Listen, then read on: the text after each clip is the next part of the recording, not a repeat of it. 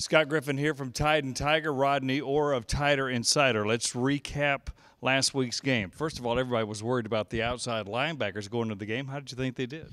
Well, I thought, for the most part, Scott, they looked like they performed really well. I thought Jamie Mosley had a nice game, without question about that. It was really good to see Chris Allen, the true freshman.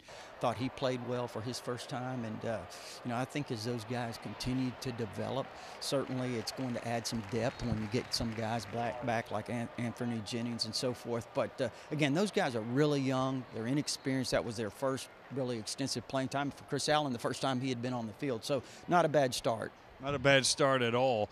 Let's talk about Jalen Hurts now. He had undergone a lot of criticism for the way he's performed the last few games. I thought he got better this game. He certainly doesn't have it figured out yet as far as downfield passing, but he was better. Yeah, there's no question. I thought it might be the best he's thrown the ball since he's been here. Over the course of a game, thought he really looked sharp. Scott, he delivered the ball really strong at times with a lot of confidence. So it seemed to be, his confidence level was much higher. Obviously, running the football, he was terrific. They had some design runs, but he also seemed like he ran at the right time when there was nothing there. Really appeared to make some really good reads. If you look at that first run, the second play of the game, 55-yard touchdown run, made a great read on that particular play. And there's no question about he is a dynamic runner.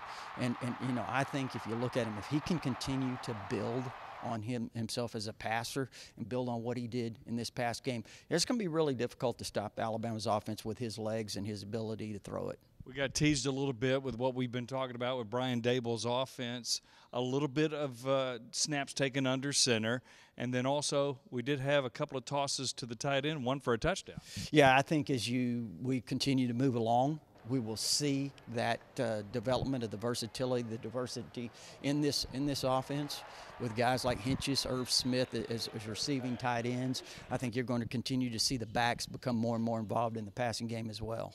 In these next few weeks, including last week, Fresno State, Colorado State, Vanderbilt, young players getting a lot of playing time.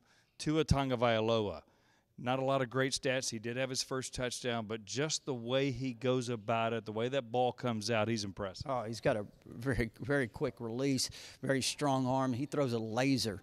I mean, he threw a bullet to Xavier Marks down that right sideline, had to get his body squared up the best he could. That's a tough throw when you're a left-handed quarterback rolling to your right or a right-handed quarterback rolling to your left. To make that throw, and he threw a bullet. Yeah, I'm really impressed with this young quarterback. Najee Harris also ran the ball very effectively.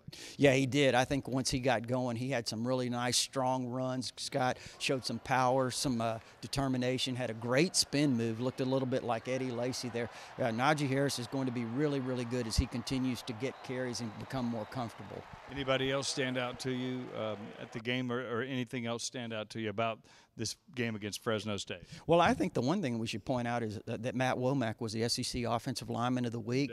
Yeah. A right tackle. That was certainly a question mark heading into the season. So that's a big step for him. He seems to be progressing really well there. Yeah, and he graded out 90% against Fresno State, but Jedrek Willis still got some rotations too and some reps. I don't think that's over with, but good for Matt Womack. Yeah, I think so. But also, you mentioned Jedrek Willis, a true freshman from Lexington, Kentucky. He was in there early. He played some snaps, as you mentioned. Had a really good block, I think, on Damian Harris's touchdown run. So those two guys at that right tackle spot, I think there's still, kind of some competition there. But, Willis has the versatility. He could play other spots as well. Jedrek played quite a bit in the game and did a pretty good job for the first time out there. And, I think Matt has really improved. He's played with more power, has improved his pass protection.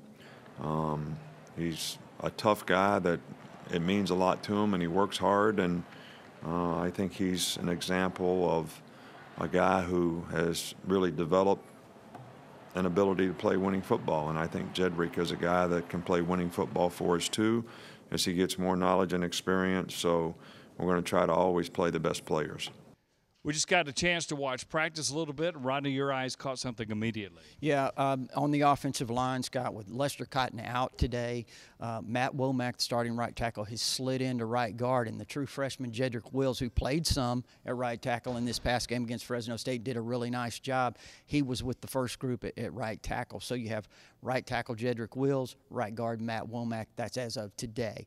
Now, whether that continues on throughout the week, that'll be something interesting to watch. Dylan Moses also missed practice today. Both, though, expected to be back at some point. We don't know.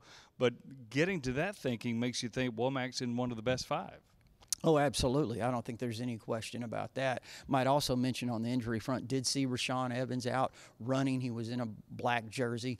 And also Anthony Jennings was out moving around some. So I thought those were 2 interesting observations. And Josh Jacobs was at the back of the running back line, but he looked pretty good to me running. He really did. He looked like he wasn't having any issues at all.